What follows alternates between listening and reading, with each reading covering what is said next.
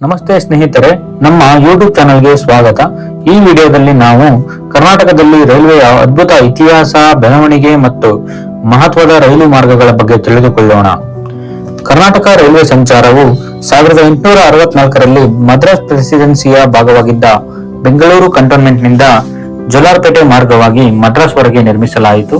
ಈ ರೈಲು ಮಾರ್ಗವು ಬ್ರಿಟಿಷರಿಗೆ ಸೇನಾ ಹಾಗೂ ವ್ಯಾಪಾರ ಉದ್ದೇಶಗಳಿಗೆ ಬಹಳ ಮುಖ್ಯವಾಗಿತ್ತು. ಇದರ ಜೊತೆಯಲ್ಲಿ ಮೈಸೂರು ಸಂಸ್ಥಾನದ ಪಾತ್ರ ಕರ್ನಾಟಕದ ರೈಲ್ವೆಗೆ ಬಹಳ ಮುಖ್ಯವಾಗಿದ್ದು, ಮೈಸೂರು ಸ್ಟೇಟ್ ರೈಲ್ವೆ ಎಂಬ ಸಂಸ್ಥೆಯನ್ನು ನಿರ್ಮಿಸಿತು. ಇದು ಬ್ರಿಟಿಷ್ ಆಡಳಿತದ ನೇರ ನಿಯಂತ್ರಣವಿಲ್ಲದೆ ಒಂದು ದೇಶೀಯ ಸಂಸ್ಥಾನ ತನ್ನದೇ ರೈಲ್ವೆಯನ್ನು ನಡೆಸಿದ ಅಪರೂಪದ ಒಂದು ಉದಾಹರಣೆ.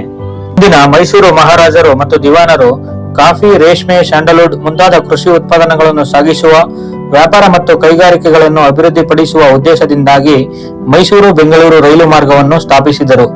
ಈ ಮಾರ್ಗದಿಂದ ಮಂಡ್ಯ, ಮದ್ದೂರು, ರಾಮನಗರ ಮುಂತಾದ ಪ್ರದೇಶಗಳು ಅಭಿವೃದ್ಧಿಗೊಂಡವು ಮತ್ತು ಈ ಮಾರ್ಗವು ಮೊದಲೇ ನಿರ್ಮಿಸಲಾಗಿದ್ದ ಬೆಂಗಳೂರು ಚೆನ್ನೈ ಬ್ರಿಟಿಷ್ ರೈಲು ಜಾಲಕ್ಕೆ ಸಂಪರ್ಕವನ್ನು ಪಡೆಯಿತು.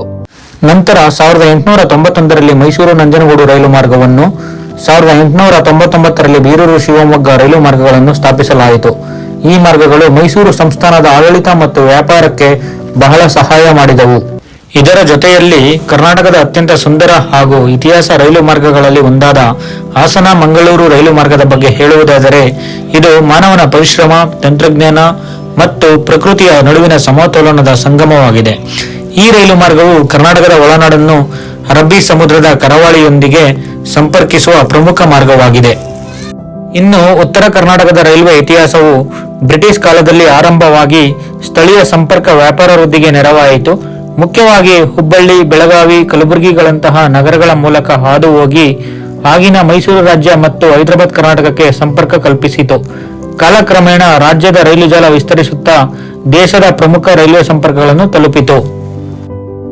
ಇನ್ನು ಈ ರೈಲು ಮಾರ್ಗಗಳು ಸದರ್ನ್ ರೈಲ್ವೆ ಮತ್ತು ಸೆಂಟ್ರಲ್ ರೈಲ್ವೆ ಅಡಿಯಲ್ಲಿ ಇದ್ದವು. ರೈಲ್ವೆ ಮಂಡಳಿಯ ಆಡಳಿತ ಸುಧಾರಣೆಗಾಗಿ 2003ರಂದು ಸೌತ್ ವೆಸ್ಟರ್ನ್ ರೈಲ್ವೆ ವಲಯವನ್ನು ಅಧಿಕೃತವಾಗಿ ಸ್ಥಾಪಿಸಲಾಯಿತು. ಇದರ ಮುಖ್ಯ ಕಚೇರಿ ಹುಬ್ಬಳ್ಳಿಯಲ್ಲಿದೆ. ಇದರಿಂದ ಕರ್ನಾಟಕದಲ್ಲಿ ರೈಲ್ವೆ ಅಭಿವೃದ್ಧಿಗೆ ಹೊಸ ವೇಗ ಸಿಕ್ಕಿತು.